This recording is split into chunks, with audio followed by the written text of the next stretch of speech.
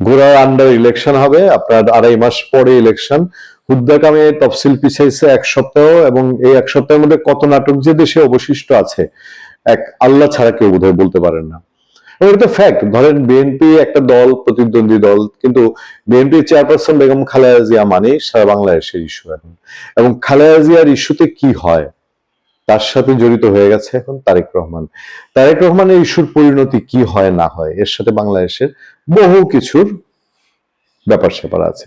আচ্ছা, এই সরকার লটারি দিয়ে ভাগ্য নির্ধারণ করতেছে বাংলাদেশে, লটারি দিয়ে এসপি নিয়োগ করে, ডিসি নিয়োগ করে, এখন দেখলাম ওসিও নিয়োগ দেয়। মানে মানুষের যখন ক্যাপাসিটি থাকে না, যখন তার যোগ্যতা থাকে না, তখন টিয়া পাখি দিয়ে ভাগ্য গয়না বড় লোক হইতে চায়।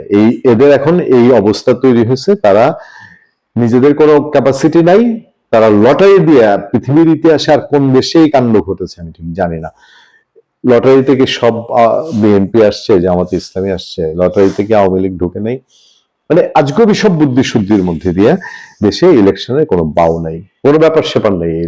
ইলেকশন করতে গেলে যা যে ধরনের প্রস্তুতি দরকার এরা মুখে বলে দিতেছে, কাজের সময় গিয়ে দেখেন তফসিল 1 সপ্তাহ পিছিয়ে এখন নিচ্ছে। 11 ডিসেম্বর তফসিল ঘোষণা হবে। তফসিল ঘোষণা হবে, নির্বাচনটা কি হবে? নির্বাচনটা হবে এইরকম। তারা যা বলে না বলে মুখে আওয়ামী লীগ যেরকম বলতো। আমি গতদিন আমাকে একজন আওয়ামী লীগের সমর্থক লন্ডন থেকে আমাকে ফোন দিয়েছে। তো সে বুঝাচ্ছে যে গত ইলেকশন এই হয়েছিল, সেই হয়েছিল, ঠিক আছে, তারপরে 18 ইলেকশন আমার এলাকায় ভালো হয়েছিল না, তেন কিছু বললো। তারপরে শুরু হলো 26 ইলেকশনটা খারাপ হবে, 26 ইলেকশনে আওয়ামী লীগ এবং তার সাথে অনেক দল নাই, বিএনপি আর জামাত করতেছে। আমি বললাম রাস্তায় তো আপনারাই দেখাই দিয়ে গেছেন, আপনারা তখন বিএনপি আর জামাতকে ছাড়া নিজেরা ভোট করছেন, এখন তারা আপনাদেরকে ছাড়া নিজেরা ভোট করে সেটাকে হালাল দেখাইতেছে। আপনাদেরকে তখন আমেরিকা এসে বলছে সমর্থন দিলাম, দেশ চালাও, তাদেরও কিছু লোকজন এসে সমর্থন দিবে।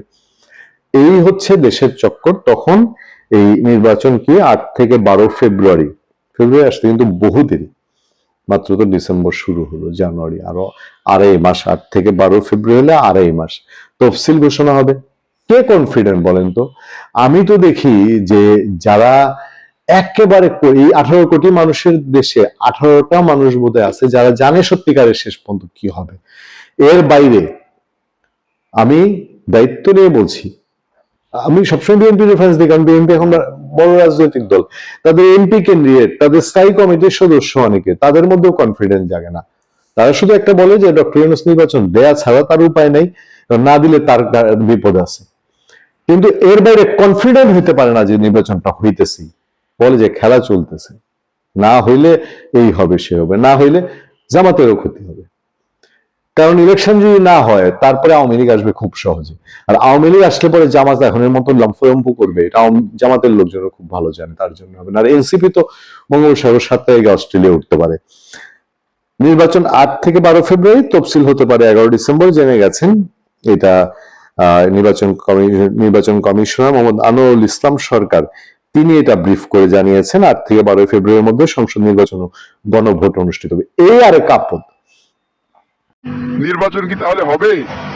করতে গেলে সেটা যে কি পরিমাণ ডেঞ্জারাস হবে, জাস্ট আমি শুধু আপনাদেরকে ভয় দেখানোর জন্য না, যা ফ্যাক্ট ফিল্ডের সেই বাস্তবতা ধরার জন্য আলোচনাটা করলাম।